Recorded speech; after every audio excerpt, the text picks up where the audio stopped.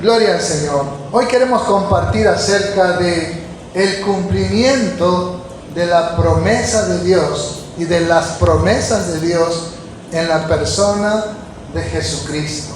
Amén. Y en el Evangelio de Juan, en el capítulo 1, empieza un texto hermoso diciendo: en el principio era el verbo. La palabra verbo en el griego es el logos. Y el verbo era con Dios. Cuando dice era con Dios, está diciendo estaba cara a cara con Dios. Prosteon en el griego significa, en inglés dicen face to face, cara a cara con Dios. Y el verbo era Dios. Amén. Está diciendo en el principio ya existía por siempre el verbo. Era el verbo. Y el verbo era con Dios. Y el verbo era Dios. ¿En cuál principio? ¿Recuerdan Génesis 1? En el principio creó Dios los cielos y la tierra. En ese principio, no en la eternidad que no tiene principio ni fin, sino en ese principio de la creación, ahí estaba el verbo de Dios, ¿sí? Él estaba cara a cara con Dios y ese verbo era Dios. Amén.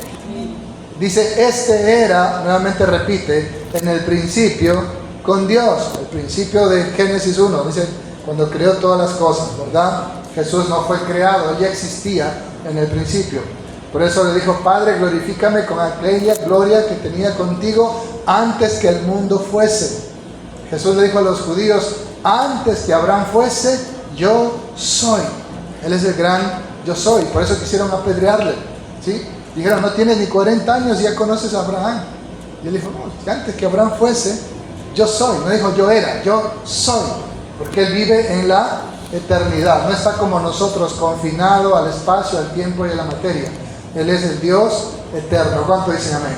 Amén. El número 3 dice: todas las cosas por Él fueron hechas, y sin Él nada de lo que ha sido hecho fue hecho. Él creó todas las cosas. El 4 dice: en Él estaba la vida, y la vida era la luz de los hombres.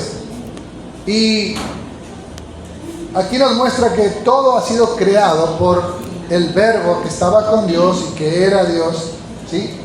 Y en el 14 dice: y aquel verbo fue hecho carne y habitó entre nosotros.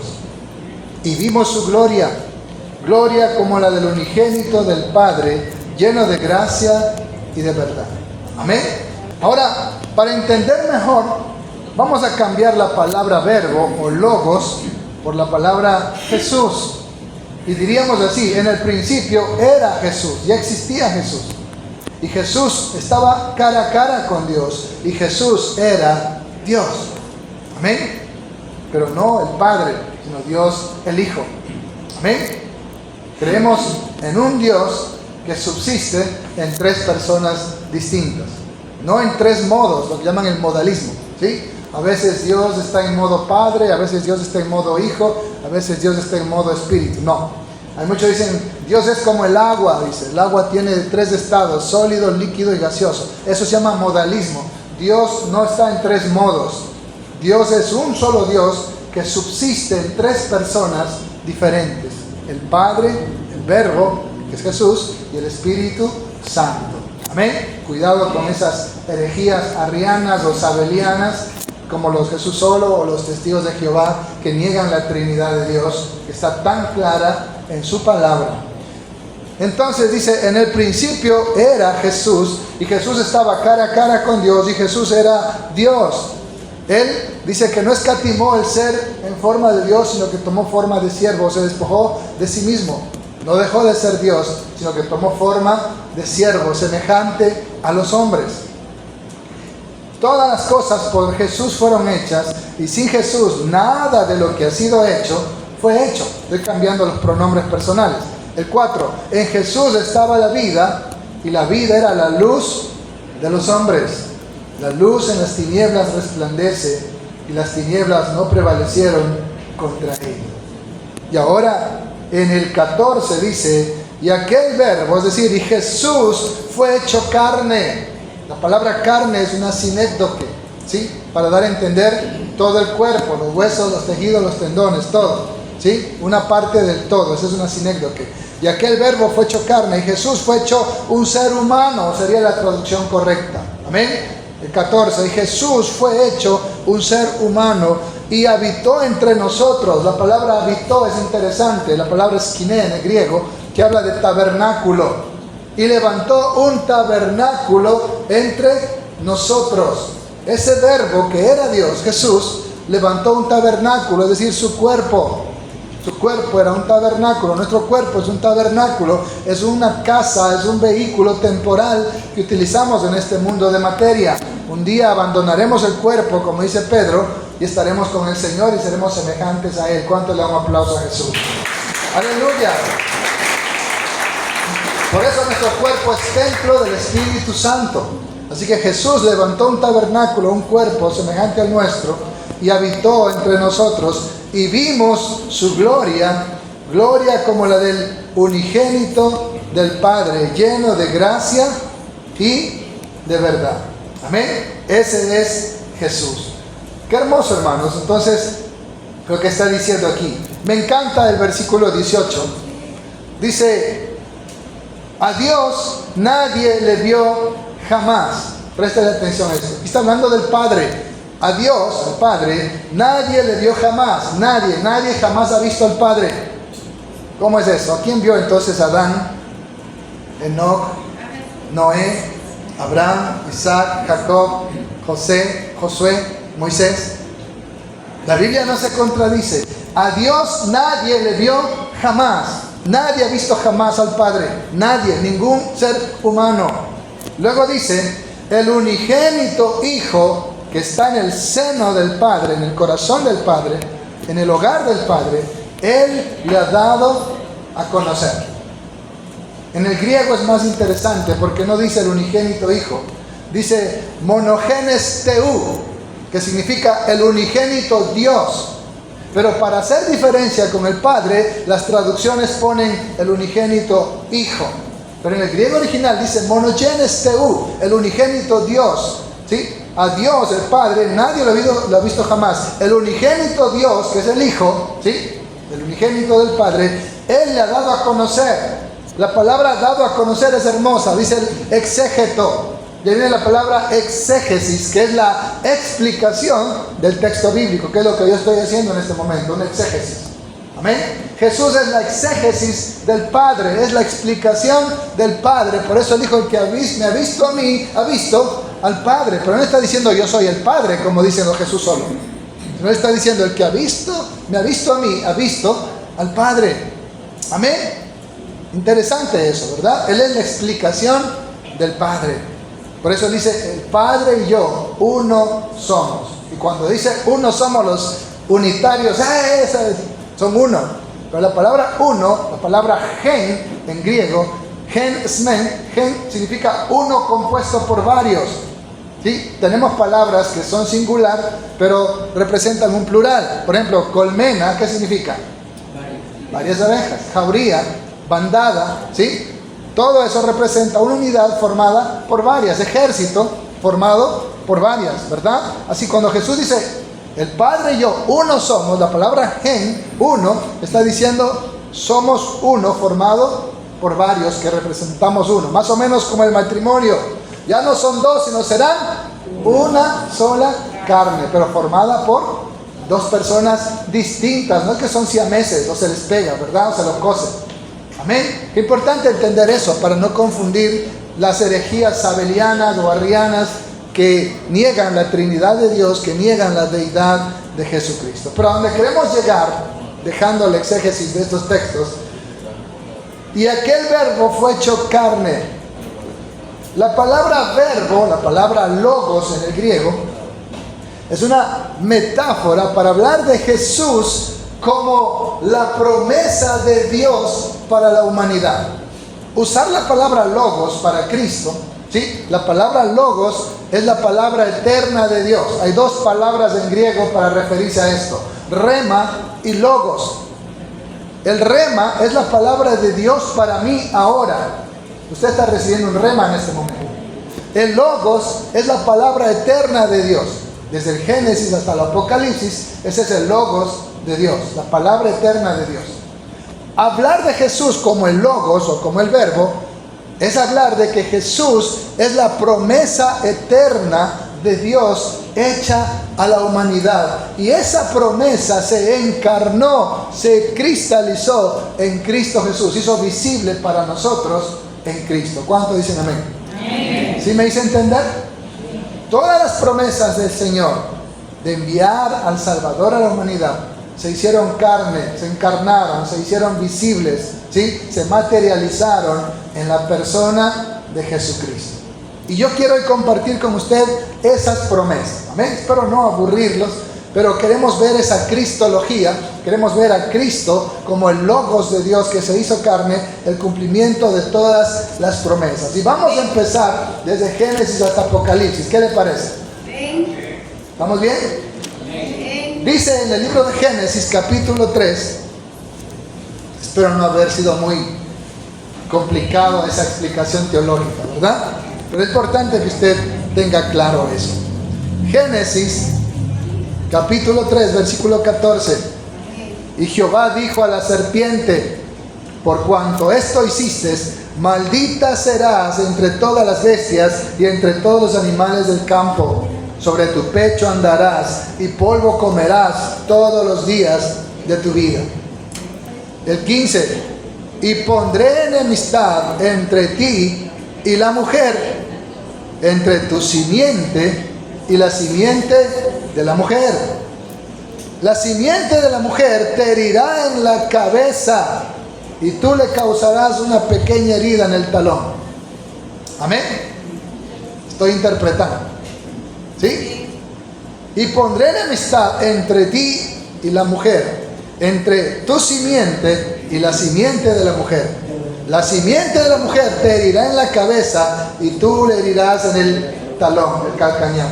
Está diciendo, la herida que te va a causar la simiente de la mujer es lo mismo como cuando le aplastan la cabeza a una serpiente. Una herida mortal, te va a destruir. Cristo vino a destruir al que tenía el imperio de la muerte, esto es, al diablo, dice Hebreos 2:14. La herida que le causó Satanás a Jesús en la cruz es tan insignificante como una herida en el talón, a menos que sea Aquiles, ahí sí se muere, ¿verdad?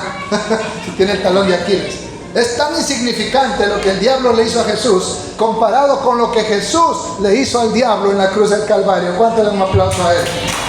Gloria a Dios. Esta es la primera promesa de redención que Dios le da a la humanidad. Este es el primer logos que Dios le da a la humanidad y se llama el protoevangelio, no el poroto por si acaso, ¿no? El proto significa el primero, el protoevangelio, donde dice que esa simiente le aplastará la cabeza. Y yo quiero que usted me acompañe al libro de Gálatas, donde vamos a ver el cumplimiento de esto. La vez pasada también hablamos sobre este texto. En el libro de Gálatas, después de 2 de Corintios, ahí está Gálatas, en el capítulo 4, dice el versículo 4: pero cuando vino el cumplimiento del tiempo, Dios envió ¿a quién? A su Hijo. No dice envió al Padre, ¿sí? Envió a su Hijo. ¿Qué más dice? Nacido de mujer y nacido bajo la ley, para que redimiese a los que estaban bajo la ley, a fin de que recibiésemos la adopción de hijos. Eso dice Efesios 1:5, que en Cristo fuimos adoptados hijos de Dios. Amén. Dice el 6, y por cuanto sois hijos, ¿cuántos hijos de Dios hay aquí? Amén. Dios envió a vuestros corazones el Espíritu de su Hijo, el cual clama, Abba, Padre. Así que ya no eres esclavo, dile que está a tu lado, tú ya no eres esclavo del diablo, sino hijo de Dios. Y si hijo, también heredero de Dios por medio de Cristo. Dale un aplauso al Señor. Esa promesa de esa simiente que aplastaría la cabeza al diablo se cumple en Cristo Jesús. Y vamos al texto que les mencioné en Hebreos capítulo 2, versículo 14. Quiero que le preste mucha atención. Dice: así que por cuanto los hijos participaron de un cuerpo humano, Jesús también participó del mismo cuerpo humano, para destruir por medio de la muerte al que tenía el gobierno, el imperio de la muerte, esto es, al diablo, y librar a todos los que por el temor de la muerte estaban durante toda la vida esclavos de Satanás. Amén. Por cuanto los hijos participaron de un cuerpo humano, Él también participó de lo mismo, para destruir. La palabra destruir, tenga cuidado, ¿no? Hubo una secta llamada Salvos Siempre Salvos de José Luis de Jesús Miranda, que ya se lo llevó el diablo, que él decía que el diablo ya no existe, que Dios ya lo destruyó, que ya el diablo no existe, que no estén nombrando al diablo, que el pecado no existe, que salvos siempre salvos. Así vivas en adulterio, no importa lo que hagas. Eso enseñaba esa secta. Cuando dice destruir al diablo, la palabra apolumi significa reducir a la impotencia. ¿Qué pasa si usted le saca los colmillos a una serpiente? ¿Le puede hacer algo? ¿La ha reducido? A la impotencia. Amén. ¿Qué pasa si usted le corta el rabo al alacrán? ¿Le puede hacer algo? Ya no, lo ha reducido a la impotencia. ¿Qué pasa si le saca todas las garras y todas las muelas al león? ¿Le podrá hacer algo? Lo ha reducido a la impotencia. No dice que lo ha destruido en el sentido de matarlo, de exterminarlo, sino de que ahora ya no tiene ningún poder sobre los hijos de Dios. No podrá el enemigo tocar nuestras almas, porque hay victoria en la sangre de Jesucristo. Aleluya. Se cumplió entonces que la simiente de la mujer le aplastaría la cabeza al diablo, y esa simiente es Jesucristo. Eso es Navidad. Amén. Eso es la venida de Jesucristo al mundo. No es el muñequito y el pesebre y el pan de Pascua y esas cosas. Eso es paganismo. Vamos a otro texto, asimismo en el libro de Génesis. Esperamos no cansarlos demasiado. Génesis capítulo 22. Otra promesa, otro logos. Desde el versículo 15 dice, Génesis 22, 15, y llamó el ángel de Jehová a Abraham por segunda vez desde el cielo y dijo, por mí mismo he jurado, dice Jehová, que por cuanto has hecho esto y no me has rehusado tu hijo, tu único hijo, de cierto te bendeciré y multiplicaré tu descendencia como las estrellas del cielo y como la arena que está en la orilla del mar.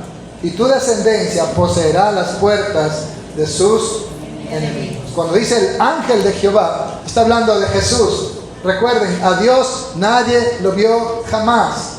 A quien vio Adán, a quien vio Enoch, a quien vio Noé, Abraham, Isaac, Jacob, Moisés, Josué, todos ellos vieron al ángel de Jehová. Esa era una teofanía de Jesucristo antes de su encarnación. Ellos nunca vieron al Padre. A Dios nadie lo ha visto jamás. Isaías vio al Señor en su trono. Ese era Jesús, el Hijo unigénito.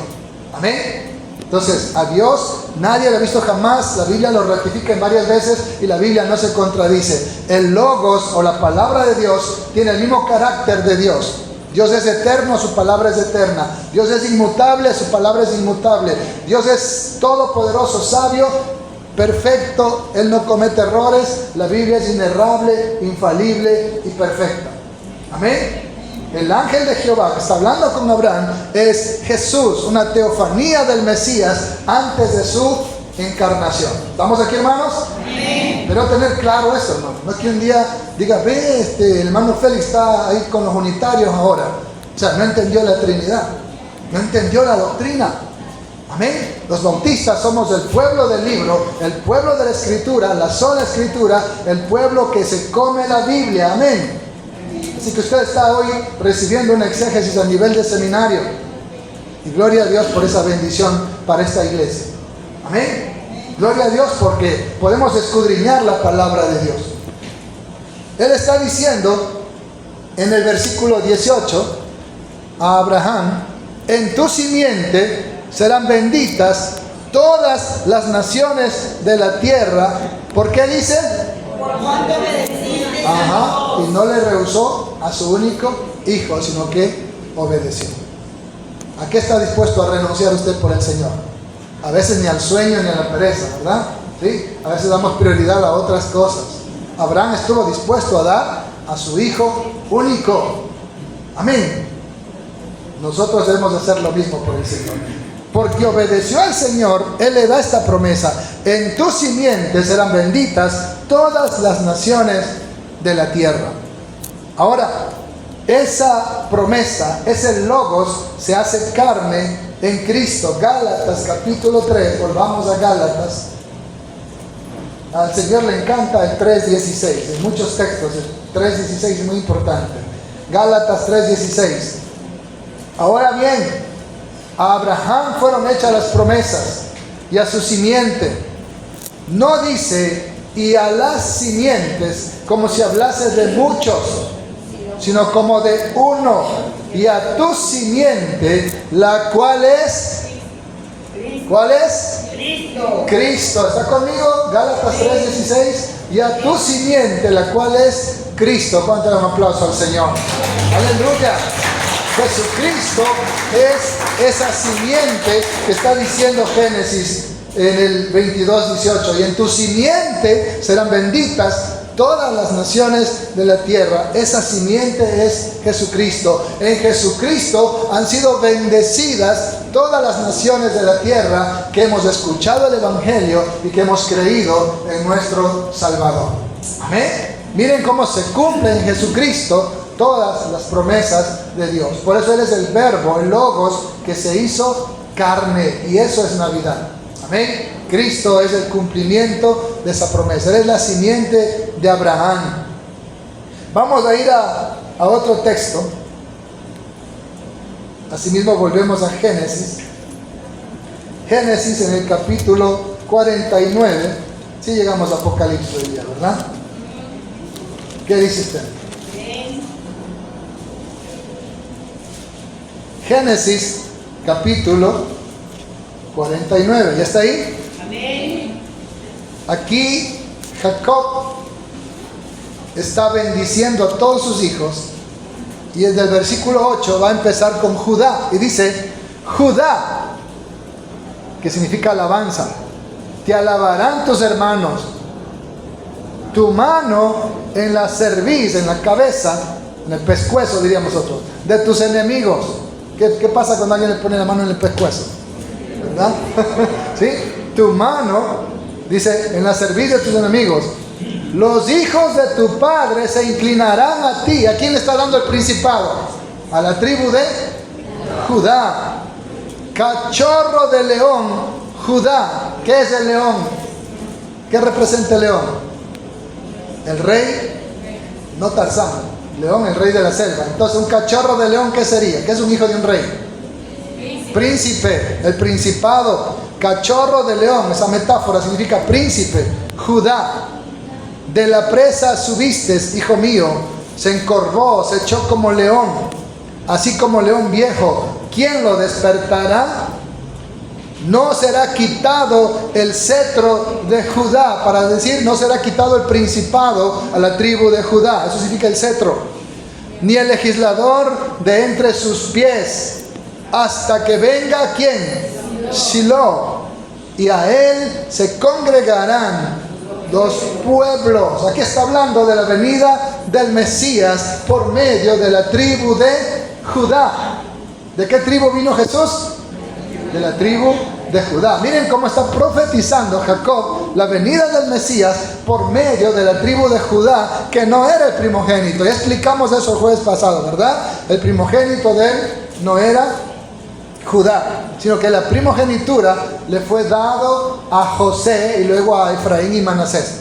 Amén. No al primer hijo de él, ¿sí? Porque dice que Rubén se acostó con la concubina de Jacob, por eso perdió la primogenitura. Se la dio a José y luego a sus hijos de Efraín y Manasés. Pero el principado de Israel cae sobre la tribu de Judá hasta que venga Shiloh, y a él se congregarán los pueblos. Ahora miren, aquí está la entrada de Jesús a Jerusalén, atando a la vid su pollino y a la cepa el hijo de su asna.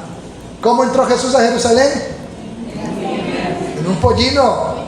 Lavó en el vino su vestido y en la sangre de uvas su manto. ¿Quién lava la ropa con sangre? Dando a entender que con la sangre de Cristo, ¿sí?, del Mesías, íbamos a ser purificados todos los pueblos que se congregaban a Él. ¿Cuánto le da un aplauso a Jesucristo? ¡Aleluya! Por eso dice, sus ojos rojos como el vino y sus dientes blancos de la leche. Amén. Si nos vamos al libro de Hebreos, capítulo 7, vamos a ver el cumplimiento de este logos, que a través de la tribu de Judá vendría el Mashiach, vendría Silo, el Hijo de Dios, el Mesías. ¿Estamos aquí, hermanos? Entonces, Él es el logos de Dios que se hizo carne. Ya lo vimos que la simiente de la mujer, Cristo, la simiente de Abraham, en el cual serían benditas todas las naciones de la tierra, Cristo. El Silo, que está prometiendo que vendría de la tribu de Judá. Ahí está, Hebreos capítulo 7, versículo 14, dice: porque manifiesto es que nuestro Señor vino de la tribu de Judá, de la cual nada habló Moisés tocante al sacerdocio. Jesús vino como rey, como príncipe de la tribu de Judá. Amén. Entonces dice, manifiesto es que nuestro Señor Jesús vino de la tribu de Judá. ¿De qué tribu venía Silo? De la tribu de Judá. El príncipe que tendría el cetro, el rey de reyes y señor de señores, vendría de la tribu de Judá. Ahí está el cumplimiento del logos de Dios, el verbo de Dios que se hizo carne, se materializó en Jesucristo. Y aquí hay otro tema particular también, dice, tocante al sacerdocio. Él vendría como sacerdote. Y aquí vamos a ver otro cumplimiento también de esto, ¿no? Dice el 15, y esto es aún manifiesto si a semejanza de Melquisedec se levanta un sacerdote distinto, no constituido conforme a la ley del mandamiento acerca de la descendencia, o sea, de la tribu de Leví, sino según el poder de una vida indestructible, porque se da testimonio de él. Tú eres sacerdote para siempre, según el orden de Melquisedec. En el Salmo 110 habla de la venida del Mesías, y vámonos al Salmo 110 para que a usted le quede claro, no pierda Hebreos 7. Salmos 110, hay otra promesa de la venida del Mesías, y dice, Salmo 110:1, Jehová dijo a mi Señor, al Mesías, siéntate a mi diestra. ¿Quién está a la diestra de Dios? Jesús, hasta que ponga a tus enemigos por estrado de tus pies. ¿Sí? Dice Pablo que el postrer enemigo es la muerte. Versículo 2, Jehová enviará desde Sión, es decir, desde Jerusalén, la vara de tu poder. Domina en medio de tus enemigos.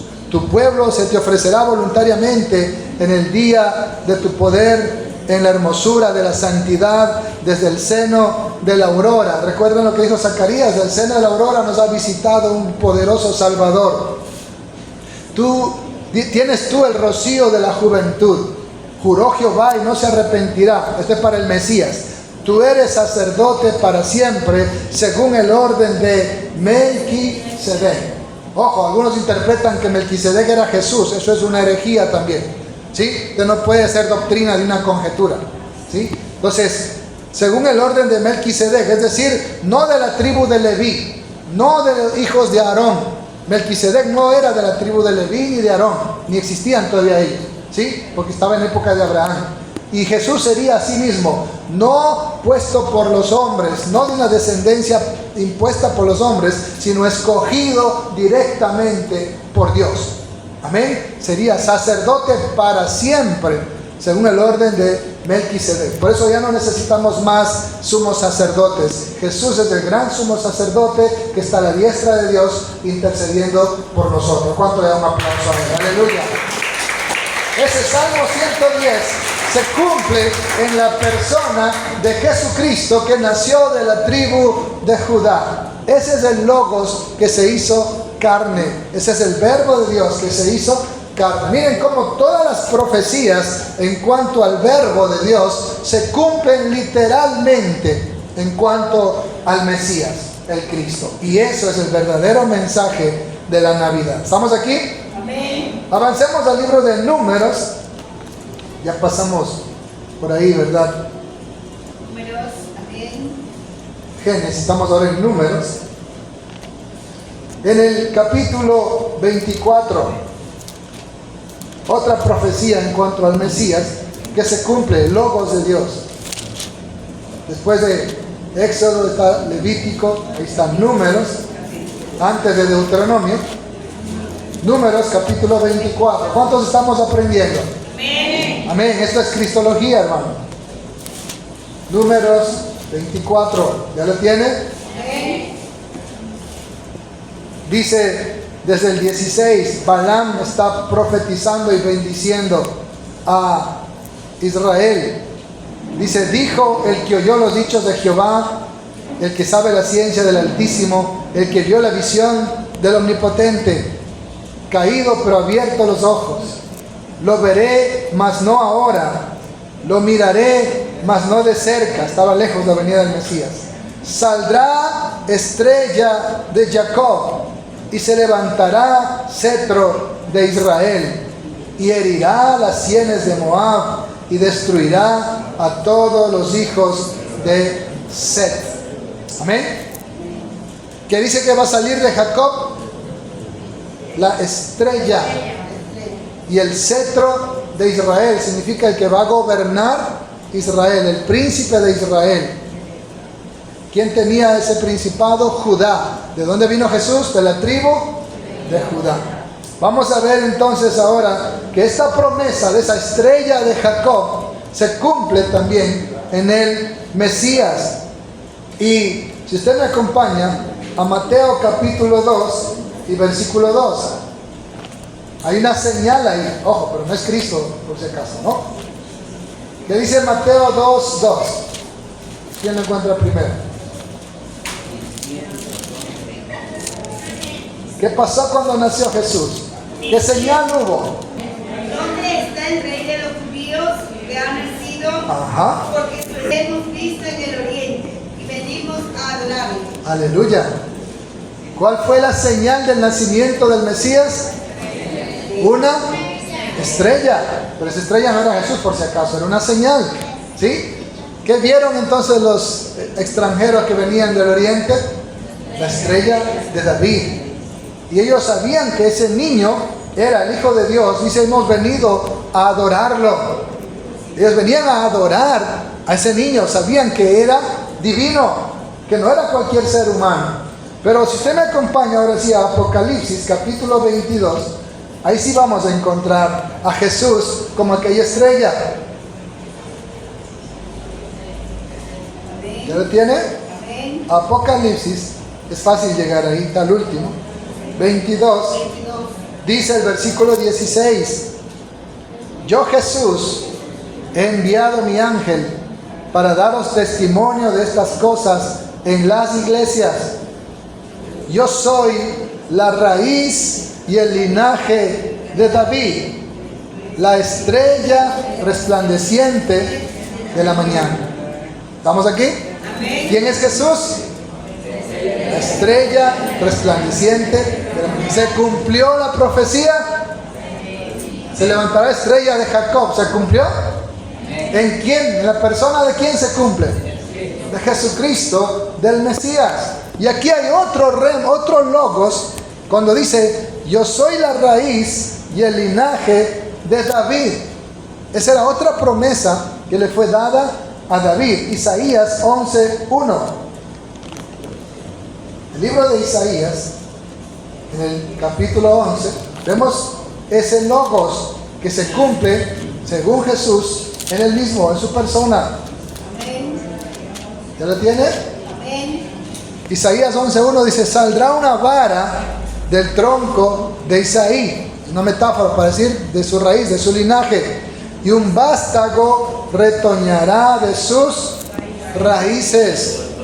Y reposará sobre él el Espíritu de Jehová. ¿Se acuerdan cuando Jesús dijo, el Espíritu del Señor está sobre mí porque me ha enviado a anunciar buenas nuevas?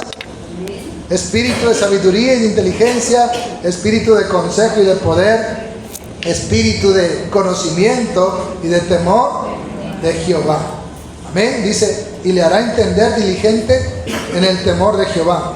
No juzgará según la vista de sus ojos, ni arguirá por lo que oigan sus oídos, sino que juzgará con justicia a los pobres, y arguirá con equidad por los mansos de la tierra, y herirá la tierra con la vara de su boca, y con el espíritu de sus labios matará al impío, y será la justicia cinto de sus lomos. En Apocalipsis tiene, ¿verdad?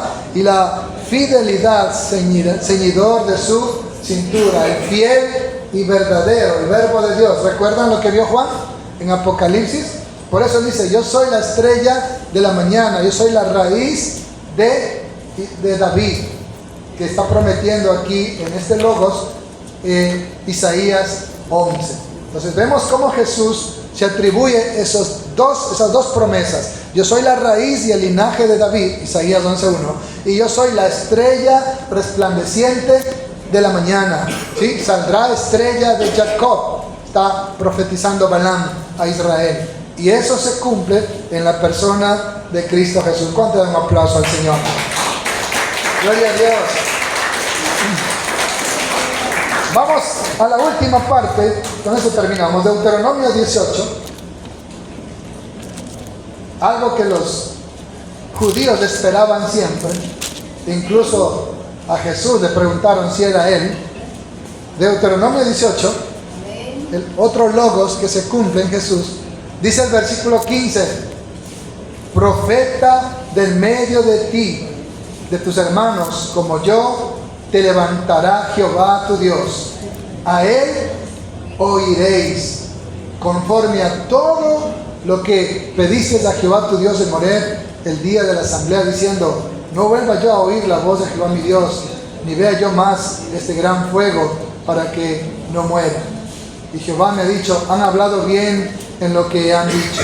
Profeta les levantaré del medio de tus hermanos como tú, y pondré mis palabras en tu boca, y él les hablará todo lo que yo mandare. Mas a cualquiera que no oyere mis palabras, que él hablare en mi nombre, yo le pediré cuenta.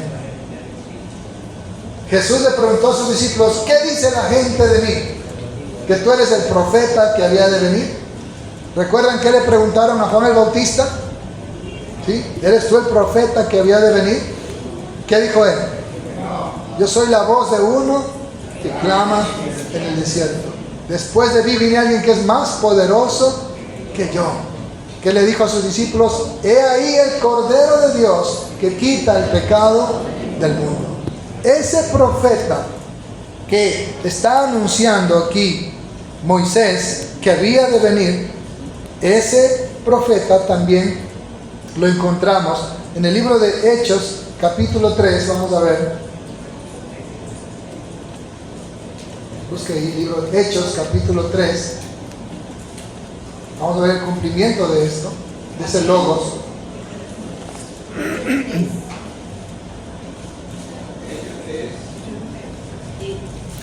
Gloria a Dios. Miren cómo todas las promesas de Dios en cuanto a la venida del Redentor, en cuanto a la venida del Mesías, se cumplen en la persona de Jesucristo. Hechos, capítulo 3. Desde el versículo 11,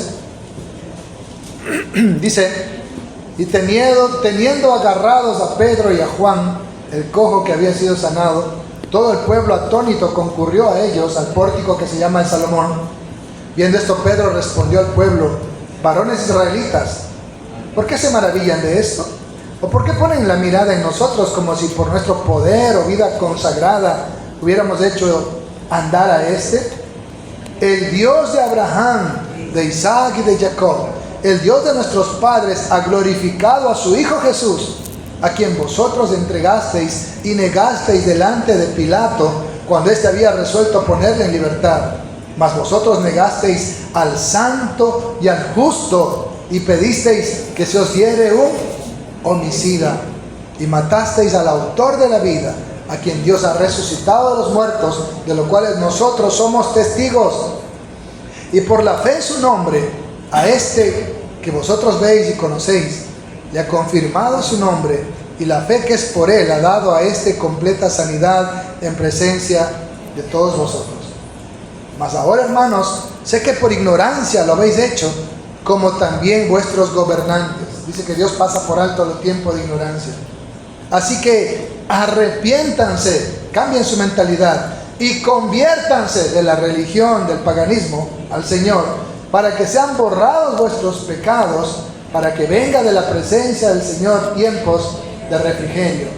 Y Él envía a Jesucristo, que os fue antes anunciado, al Mesías, a quien de cierto es necesario que el cielo reciba hasta los tiempos de la restauración de todas las cosas, de que habló Dios por medio de los santos profetas, que ha sido desde tiempo antiguo. Porque Moisés dijo a los padres, aquí está, ojo, el cumplimiento: el Señor vuestro Dios os levantará profeta de entre vuestros hermanos como a mí. A Él oiréis en todas las cosas que os hable. Y toda alma que no oiga a aquel profeta será desarraigada del pueblo. ¿A quién atribuye Pedro el cumplimiento de esa profecía de Moisés? A Jesús, el resucitado, a Cristo. Él está diciendo, ese profeta que anunció Moisés que había de venir, no era Juan el Bautista, no era cualquier otro, era Jesús el Mesías, Jesús el Cristo. ¿Cuánto de un aplauso al Señor? ¡Aleluya! He aquí otro logos, otra promesa de Dios que se cumple en la persona del Salvador, del Redentor, del Mesías, el Rey de Reyes, el Señor de Señores. Miren cuántas promesas había, cuántos logos había de la venida del Mesías. Y todos ellos se cumplen literalmente. Y por eso el Nuevo Testamento explica el cumplimiento de todas las promesas del Antiguo Testamento. Por eso usted, para entender la verdad de Dios, necesita conocer el Antiguo Testamento y corroborar con el Nuevo el cumplimiento del Logos de Dios, de todas las promesas de Dios. Ese Logos, ese verbo que se hizo carne y habitó entre nosotros. Amén. Que es Jesucristo nuestro Señor. ¿Cuántos lo alaban? Aleluya.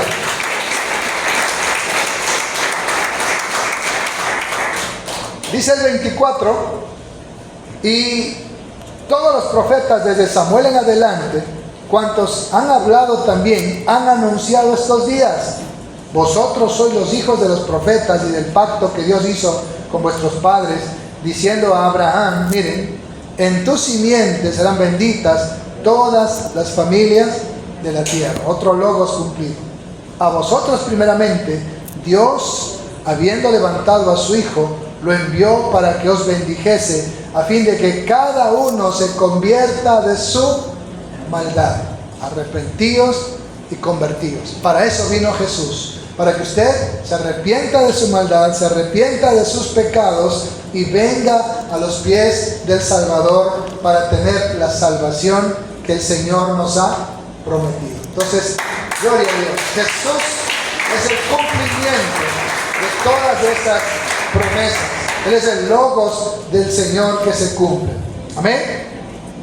Hay otro texto también en el libro de Hechos 7:37, dice: este Moisés es el que dijo a los hijos de Israel: profeta os levantará el Señor vuestro Dios de entre vuestros hermanos como a mí.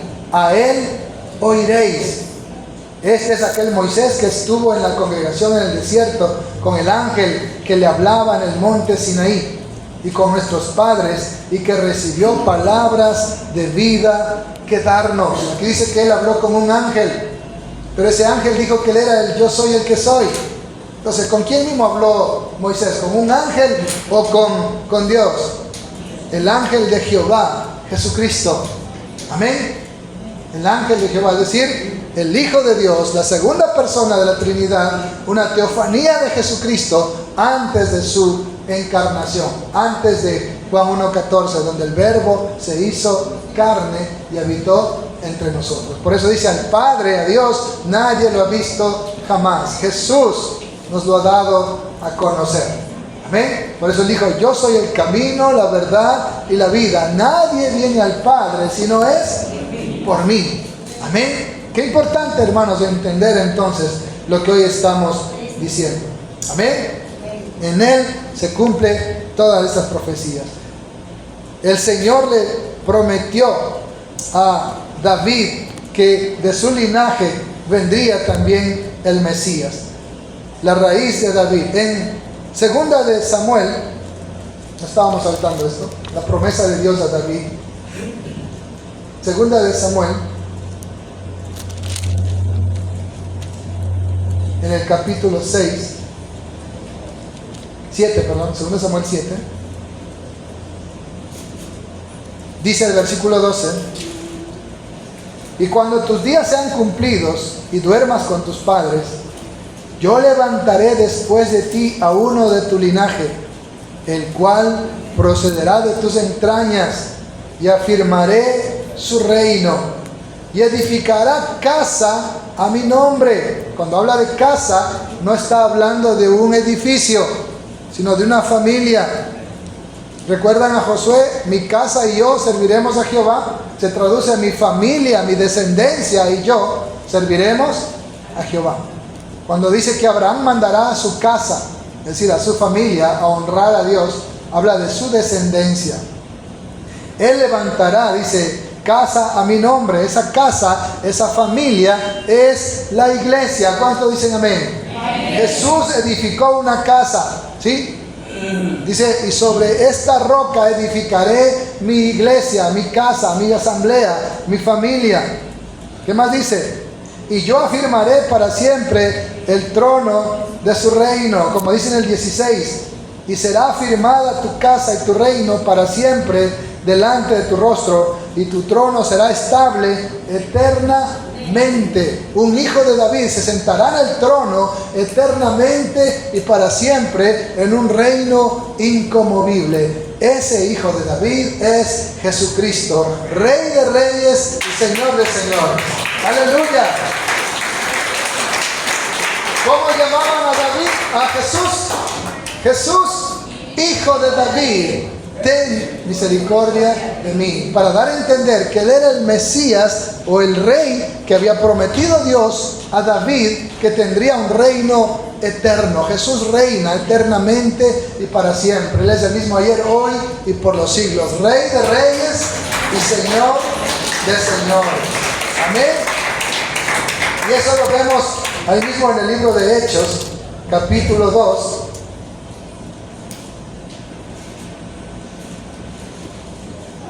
Hechos 2, desde el versículo 22, dice: varones israelitas, oíd estas palabras. Jesús Nazareno, varón aprobado por Dios entre vosotros con las maravillas, prodigios y señales que Dios hizo entre vosotros por medio de él, como vosotros mismos sabéis, a este, entregado por el determinado consejo y anticipado conocimiento de Dios, no fue un accidente, Dios lo permitió, prendisteis y matasteis por manos inicuas, crucificándole. No dice colgándole en un madero, por si acaso, como dicen los testigos. La palabra estauros habla de una cruz, al cual Dios levantó, suelto los dolores de la muerte, por cuanto era imposible que fuese retenido por la muerte. Porque David dice de él, del Mesías: veía al Señor siempre delante de mí. Salmo 110, ¿recuerdan? ¿Sí? Dice: porque está a mi diestra, no seré conmovido, por lo cual mi corazón se alegró y se gozó mi lengua, y aún mi carne descansará en esperanza. Está hablando del Salmo 16. Porque no dejarás mi alma en el Hades, o Seol, o Abadón, como lo quiera llamar, ni permitirás que tu santo vea corrupción. Me hiciste conocer los caminos de la vida, me llenarás de gozo con tu presencia. Varones hermanos, se os puede decir libremente del patriarca David, que murió y fue sepultado, y su sepulcro está con nosotros hasta el día de hoy. Pero siendo profeta, ¿qué era David? ¿Qué había sido David aparte de rey?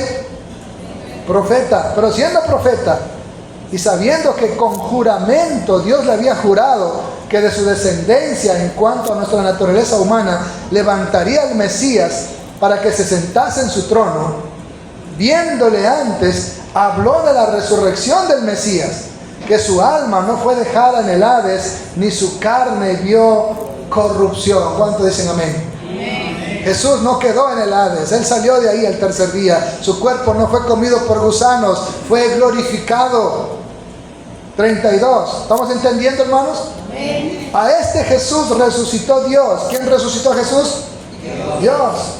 De lo cual todos nosotros somos testigos. Ese era el requisito para ser apóstol. Ser testigo ocular de la resurrección de Jesucristo. Por eso hoy en día no hay personas que vivan desde ahí hasta acá que puedan ser testigos oculares. Por tanto, decíamos la semana pasada, no hay apóstoles. Amén. Ellos eran testigos de esto. 33. Así que, exaltado por la diestra de Dios y habiendo recibido del Padre la promesa del Espíritu Santo, ha derramado esto que vosotros veis y oís. Quisiera que todos los unitarios lean este versículo. No está la Trinidad en la Biblia, dice. Así que, exaltado por la diestra de Dios y habiendo recibido del Padre la promesa del Espíritu Santo. Ahí está el Padre, el Hijo y el Espíritu Santo. ¿Por qué lo niegan los unitarios? Amén. Dios ha exaltado a su Hijo. Él ha recibido. ¿Sí? Así que exaltado, Jesús, exaltado. Está hablando de Jesús en el 32, por si hay confusión. A este Jesús, ¿sí? Exaltado por la diestra de Dios y habiendo recibido del Padre la promesa del Espíritu Santo para la iglesia, ha derramado esto que vosotros veis. Porque David no subió a los cielos, pero él mismo dice: dijo el Señor a mi Señor, este es el Salmo 110, siéntate a mi diestra hasta que ponga a tus enemigos por estrado de tus pies. Jesús es el Mesías. Jesús es el Cristo. Jesús es el cumplimiento de todas las promesas de Dios, del Logos de Dios. Tal vez los he cansado con todos los ejemplos que he encontrado para que a usted le quede bien claro que el Logos que se hizo carne, el Verbo que se hizo carne, Jesucristo, es el Mesías, el Salvador. En Él se cumple todas las promesas que Dios hizo en cuanto a la venida del Salvador. ¿Cuánto dicen gloria a Dios? ¡Aleluya! ¡Qué hermoso! El versículo 36. Sepa pues ciertísimamente toda la casa, ya expliqué, toda la familia de Israel, que a este Jesús, a quien vosotros crucificasteis, qué terrible esas palabras, Dios le ha hecho Señor y Cristo. Señor significa Rey, soberano, príncipe. Por eso Él es el Rey de reyes y Señor de señores. Señor y Cristo significa Mesías, ungido, Salvador. Por eso Romanos 10:9 dice que si confesares con tu boca que Jesús es el Señor, el príncipe, el Rey de gloria, y crees en tu corazón que Dios lo resucitó de los muertos, serás salvo. Aleluya. Te tiene que creer esas dos cosas. Jesús es el Mesías, el Señor, el Salvador, el Hijo de Dios. Y también Él resucitó de los muertos. Él vive. Y porque Él vive, nosotros vivimos. Aleluya. ¿Qué más dice para terminar con una conclusión de lo que tenemos que hacer ahora que sabemos que Jesús es el Cristo y que esto es el mensaje de la Navidad? 37. Al oír esto se compungieron de corazón y dijeron a Pedro y a los otros apóstoles: varones, hermanos, ¿qué haremos? Pedro les dijo: cambien su mentalidad, arrepiéntanse, dejen de hacer lo malo y purifíquense, bautícense cada uno de vosotros en el nombre de Jesucristo para perdón de los pecados y recibiréis el don del Espíritu Santo. Y aquí se pusieran de pie de nuevo los unitarios y dijeran: gloria a Dios, hay que bautizar en el nombre de Jesús solo, ¿verdad? Cuando dicen el nombre de Jesucristo, está diciendo en la autoridad de Jesucristo.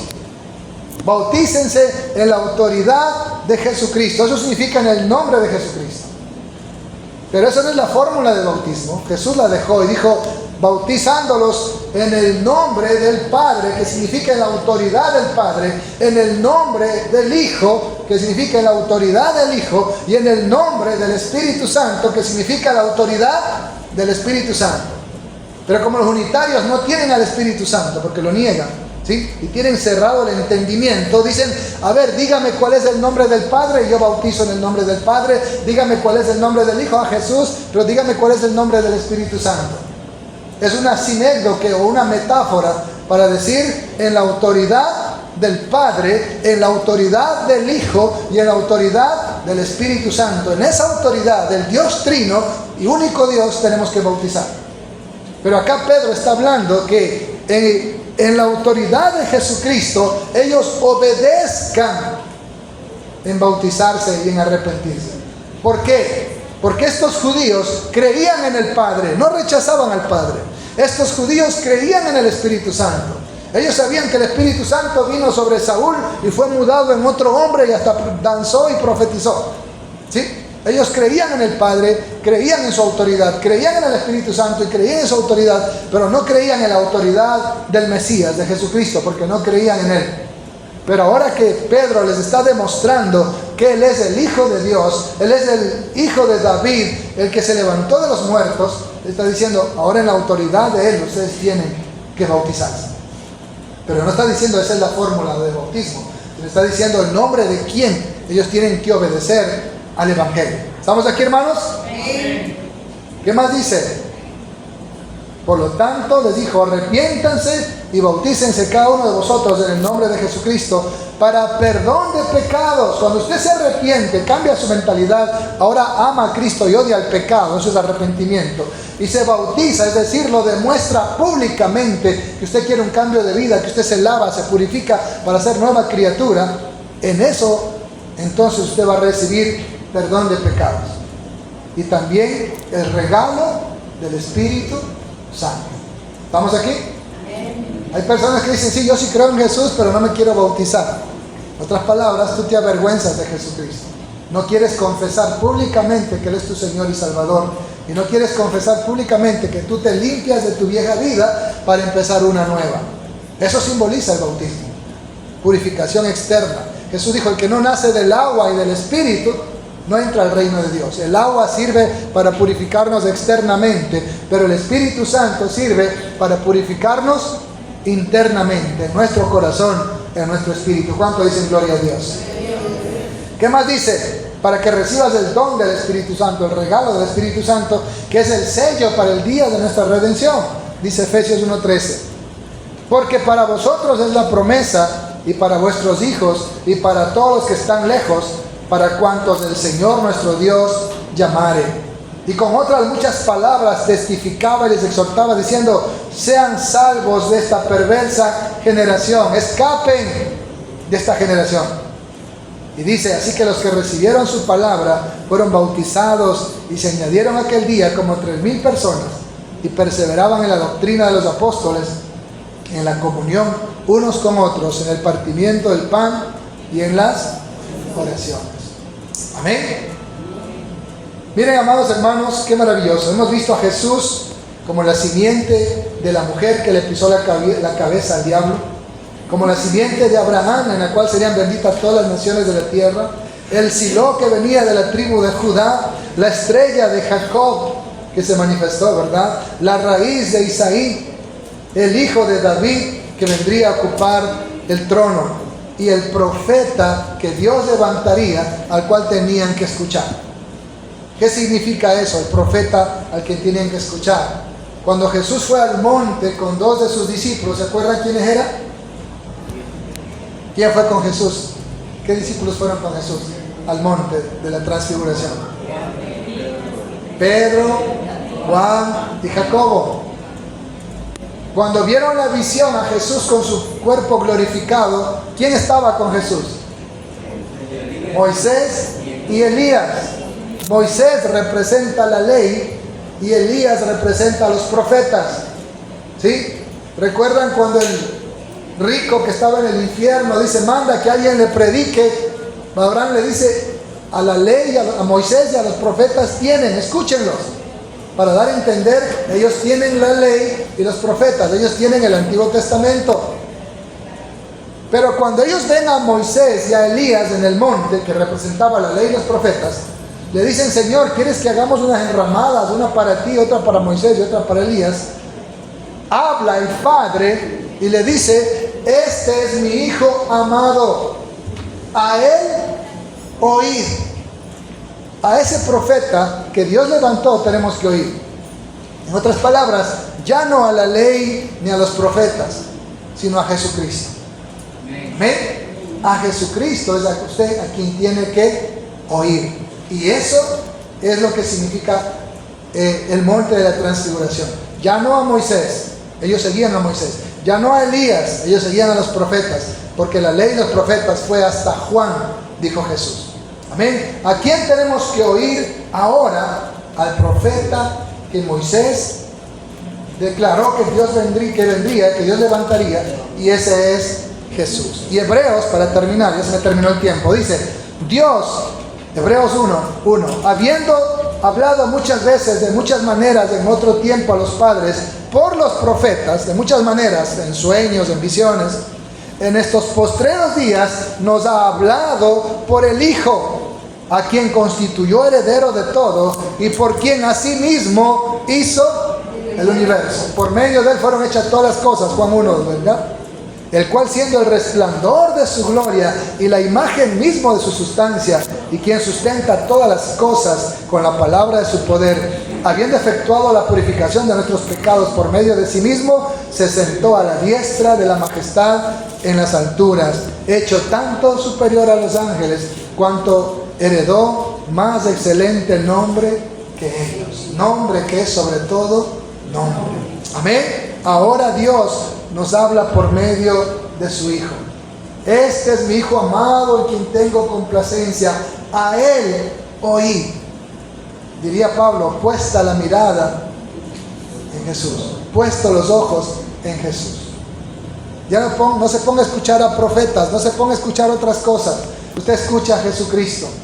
Amén. El Antiguo Testamento se estudia junto al Nuevo Testamento. El Nuevo Testamento nos muestra el cumplimiento del logos de Dios, de todas las promesas de Dios.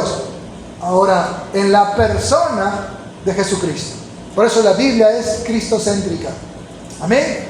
Jesús es el verbo de Dios que se hizo carne y habitó entre nosotros. Es el logos de Dios. Es las promesas de Dios que se hicieron carne en la persona de Jesucristo. Él es el Mesías. Él es el ungido de Dios. Él es el Hijo de Dios. Él es el Salvador del mundo. En ningún otro hay salvación. No hay otro nombre bajo el cielo dado a la humanidad en que podamos ser salvos. Solamente en el nombre de Jesús. Amén. Él es el único mediador entre Dios y los hombres. Nadie más nos puede salvar. Eso es Navidad. Eso es Jesús. Ese es el verbo que se hizo carne. Y así como ellos dijeron, ¿y ahora qué hacemos? Y Pedro dijo, arrepiéntanse y conviértanse y bautícense para que sean perdonados sus pecados y reciban el don del Espíritu Santo. Si usted aún no ha recibido a Jesús en su corazón como el Señor y Salvador de su vida, vamos a orar para que usted lo haga esta mañana.